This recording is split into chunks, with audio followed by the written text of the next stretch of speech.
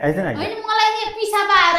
भित्रै आइज न चाँडो निस्किन कत्रो बेर लाग्यो त तँलाई लाज लाग्दैन बुढोको पछि गर्न फोनमा कोसँग बोलो भनेर शङ्का गरिरहन्छ अनि के